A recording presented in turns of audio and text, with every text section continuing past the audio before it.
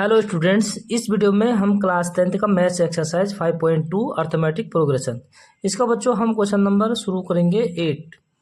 7th question तक last video में complete कर चुके हैं। आप लोग जो है प्ले लिस्ट में जाके वहाँ से देख सकते हैं। ठीक है, तो अगर कोई भी डाउट होता है आप लोगों को तो आप लोग कमेंट में ज़रूर बताएं बच्चों। शुरू करते हैं question number 8। An AP consists of 15 terms, of which third terms is 12 and the last terms is 106. Find the 29th terms. बच्चों हमारे पास जो एक AP है इसमें टोटल टर्म्स कितने हैं? Number of terms 50। Which term मतलब जिसका जो है थर्ड टर्म हमारे पास है 12। ठीक है, और लास्ट टर्म्स यानी लास्ट टर्म्स कितने टर्म्स हमारे पास 50 है, तो जो लास्ट टर्म्स होगा वो 15th टर्म्स होगा। ठीक है, तो 15 टर्म्स कितना हमारे पास 106। तो find the 29th terms. 29 terms को हमने क्या करना है? फाइंड करने हैं। तो सबसे पहले बच्चों जो चीज़ हमें गिवन होती है क्वेश्चन में हम उसको यहाँ पे लिख देते हैं, यानी कि नंबर ऑफ टर्म्स n कितने हैं 50 है। ठीक है, सेकंड क्या है बच्चों? थर्ड टर्म्स, थर्ड यानी कि A3 गिवन है बच्चों 12। और सेकंड कंडीशंस क्या है कि लास्ट टर्म्स इज 106।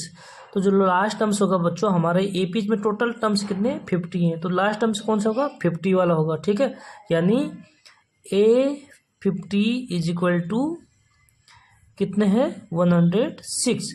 तो ये चीज़ हमें गिवन है। और हमें क्या क्या चाहिए बच्चों? अगर हमें कोई भी टर्म्स फाइंड करने हैं तो उसके लिए हमें A और D चाहिए, यानी A चाहिए पहले फिर D चाहिए। ठीक है, तो हमें सबसे पहले क्या करना है बच्चों? A और D ये जो है फाइंड करना है। तो इसके लिए हमारी जो कंडीशन दी है उसके अकॉर्डिंग हम जो है 2 इक्वेशंस बनाएंगे बच्चों पहले। ठीक है, यानी A3 हमारे पास nth टर्म्स का फॉर्मूला होता है AN is equal to A plus N-1 और D। तो इसमें जब हम वैल्यू रखेंगे बच्चों तो हमें 2 इक्वेशंस प्राप्त होंगी। ठीक है, यानी AN कितने हैं यहाँ पे? A3 है फर्स्ट कंडीशन। ठीक है, तो A3 तो यहाँ पे बच्चों A3 गिवन है हमें 12, तो A प्लस N-1 यानी N3 है और -1 तो 2 हो जाएगा। A plus 2D is equal to 12। ये हो जाएगा equation number first. Second condition है A15। ठीक है, A15 कितने हैं बच्चों 106, यानी A प्लस 50 में से अगर 1 माइनस करेंगे तो ये हो जाएगा बच्चों 49D इज इक्वल टू 106। ये हो जाएगा हमारा सेकंड इक्वेशन। अब 2 इक्वेशन फाइंड कर ली हमने, तो इससे क्या होगा बच्चों? हम A और D जो है प्राप्त कर सकते हैं। तो यहाँ पे देखो हमारे साइन क्या है? सेम साइन है, तो इसमें हम क्या कर देते हैं बच्चों? सब्ट्रैक्ट कर देते हैं। तो यहाँ पे लिखेंगे हम subtracting equation first from equation second में से फर्स्ट को सब्ट्रैक्ट कर देंगे। ठीक है, तो यहाँ पे लिख देते हैं हम, जिसमें से सब्ट्रैक्ट करना है उसको पहले लिखेंगे, यानी A plus 49D is equal to 106। ये है सेकंड इक्वेशन। और फर्स्ट जिसको सब्ट्रैक्ट करना है वो क्या है बच्चों? A plus 2D is equal to 12, equation number first. तो देखो सब्ट्रैक्ट करके देखते हैं बच्चों क्या होता है? प्लस का माइनस हो जाएगा और माइनस का प्लस हो जाएगा। ठीक है, तो A इक्वल है इसलिए क्या हो गया? कैंसिल हो गया। नेक्स्ट क्या बच्चों? 49 में से 2 को अगर माइनस करेंगे हम, ये हो जाएगा 47। D इज इक्वल टू 106 में से अगर 12 माइनस करते हैं तो कितना होगा बच्चों? जरा करके दिखाओ, तो ये हो जाएगा मेरे हिसाब से 94। ठीक है, मेरे अनुसार तो 94 होता है, आप घटा के देखना कितना होते हैं। फिर हमें D फाइंड करना है, तो D को इधर रखें और बाकी जो दूसरी संख्या है उसको दूसरी तरफ शिफ्ट कर देंगे बच्चों, क्योंकि D फाइंड करना है। ठीक है, तो D इक्वल टू हो जाएगा 94 डिवाइड 47, यानी 2 टाइम्स। कितने बच्चों? 2 टाइम्स। तो D इक्वल टू हो गया, implies that D equal to 2। ठीक है, डी की वैल्यू हमने फाइंड कर ली और हमें चाहिए फिर ए।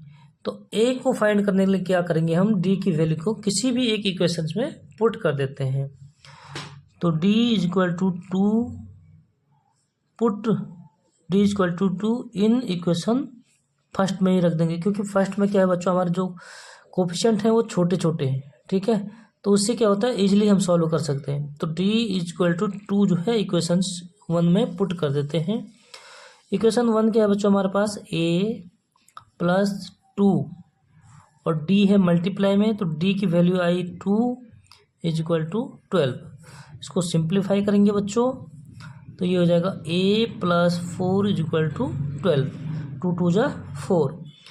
तो a की वैल्यू फाइंड करना है, इसलिए a की वैल्यू को इजीली फाइंड कर सकते हैं, यानी a इज इक्वल टू हो जाएगा 4 को दूसरी तरफ शिफ्ट कर देंगे, 12 एज इट इज रहेगा एंड 4 प्लस का है, उधर जाके हो जाएगा माइनस का, और ये हो जाएगा बच्चों 8। ठीक है, तो हमें कोई भी टर्म्स फाइंड करने हैं तो हमें a और d चाहिए, तो जो कि हमने प्राप्त कर लिए a और d। ठीक है बच्चों, यानी फाइंड कर लिया।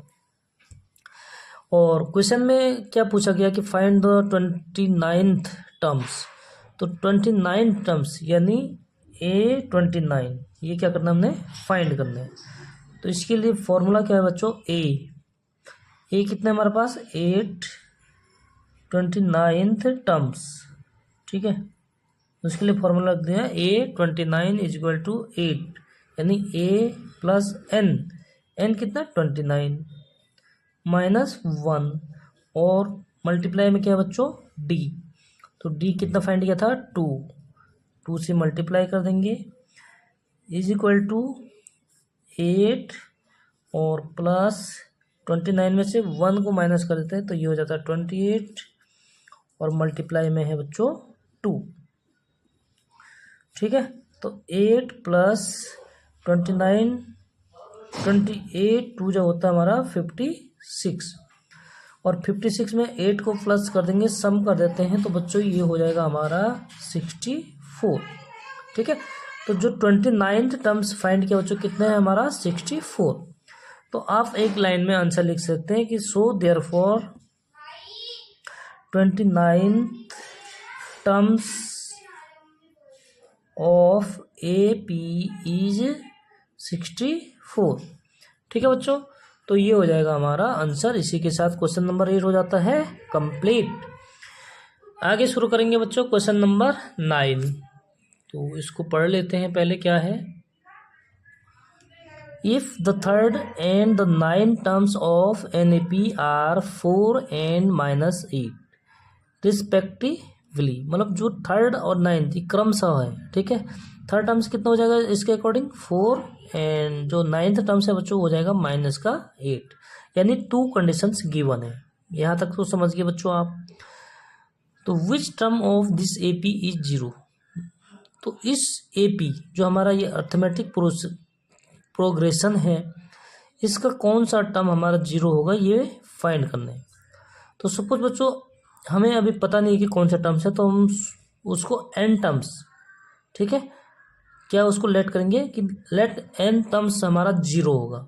ठीक है, और उसके बाद nth टर्म्स का फॉर्मूला लगाएंगे। उसके लिए हमें क्या क्या चाहिए, a और d। सबसे पहले इसको करेंगे फाइंड। ठीक है, 2 कंडीशंस गिवन है, तो देखो सॉल्व करेंगे तो और आप लोगों के समझ में आ जाएगा बच्चों।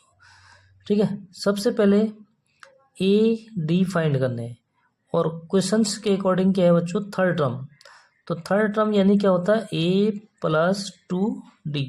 ठीक है, nth टर्म्स का फॉर्मूला लगाना है, जहाँ n इक्वल टू यानी हमें गिवन है बच्चों a3। ठीक है, कितना है 4, और a9 9th terms means a9 ये है बच्चों हमारा -8।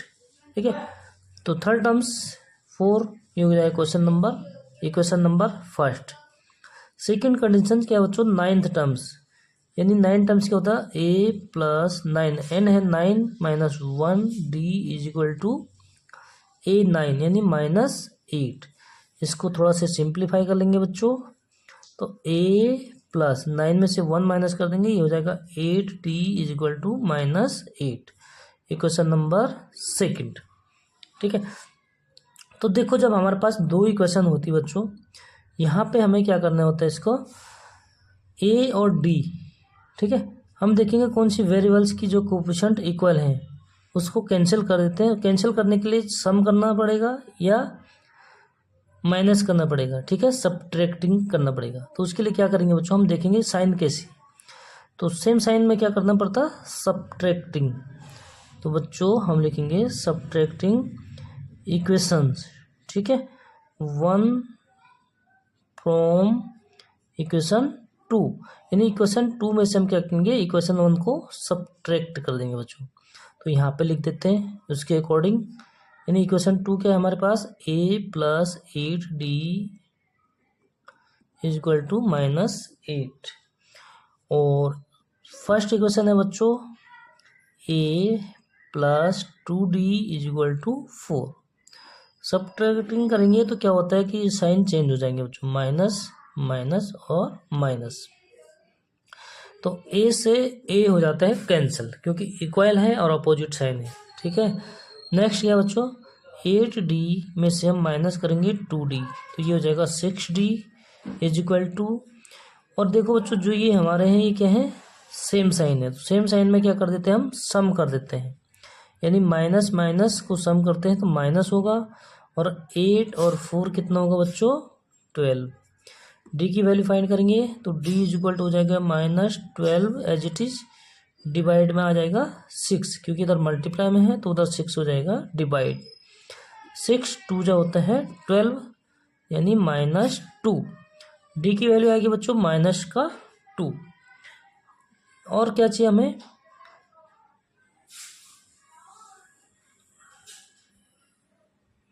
ए, ठीक है, ए की वैल्यू चाहिए हमें, तो हमें इसमें टोटल टर्म्स जो है क्या हो जाएंगे बच्चों, फाइंड हो जाएंगे। फिर चलो डी पुट, कोई भी टर्म्स हमें फाइंड करना है तो उसके लिए ए और डी जरूरी है, तो ए डी फाइंड करेंगे तो put D = -2 in equation first में हम जो है डी की वैल्यू को पुट कर देंगे।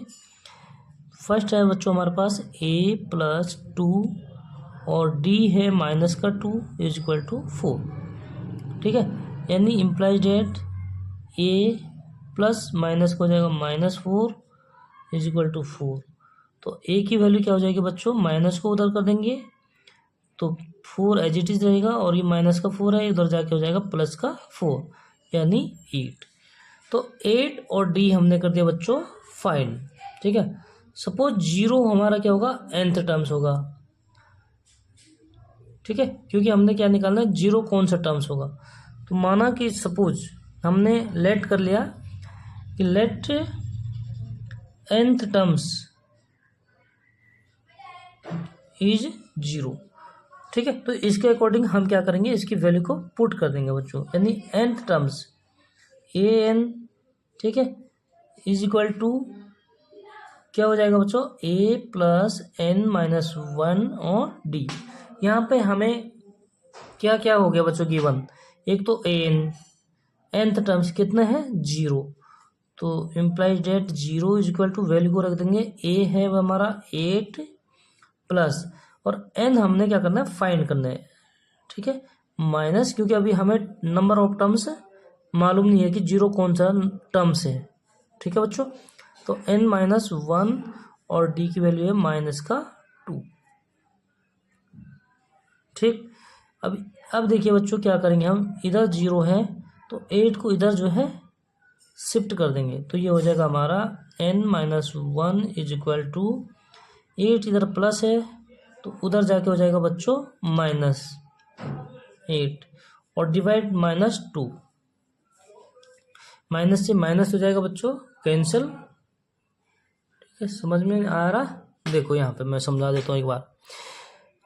सपोज लेट किया हमने nth टर्म्स होगा हमारा 0, ठीक है, तो nth टर्म्स हम 0 रख देंगे बच्चों, और nth टर्म्स का जो फॉर्मूला होता है वहाँ पे a और d की वैल्यू को पुट कर देंगे, तो ये कर दिया हमने, nth टर्म्स 0 ले लिया = 8, a की वैल्यू है प्लस n-1 और मल्टीप्लाई करते हैं d से, d कितना हमारा -2 है, ठीक है, n की वैल्यू चाहिए तो n वाले को हम एक साइड रखेंगे, बाकी सारी संख्याएं नंबर से हम क्या करेंगे दूसरी तरफ शिफ्ट कर देते हैं। तो 8 इधर प्लस था, इधर शिफ्ट कर दिया तो माइनस का हो गया, और -2 से हम डिवाइड करेंगे तो माइनस से माइनस हो जाएगा बच्चों कैंसिल। 2 से 8 को कैंसिल करेंगे तो 4 टाइम्स, यानी 2 4 जा 8। ठीक है, implies that n-1 is equal to कितना हो गया हमारे पास 4 हो गया। तो n की वैल्यू फाइंड करेंगे तो n हो जाएगा बच्चों 4, और ये माइनस का 1 उधर जाके हो जाएगा प्लस का 1, यानी हो जाएगा 4 + 1 5। ठीक है, तो 0 हमारा कौन सा टर्म्स होगा बच्चों, 5th टर्म्स होगा। ठीक है, तो ये एक लाइन में हम आंसर लेंगे कि सो 0 is 5th terms of AP, मतलब 0 हमारा 5th टर्म्स होगा। ठीक है, ये हमारा क्या हो गया बच्चों, आंसर हो गया। तो वीडियो कैसी लगी आप लोगों को, वीडियो अच्छी लगी तो लाइक ज़रूर कर देना बच्चों। मिलते हैं नेक्स्ट वीडियो में, तब तक के लिए बाय बाय।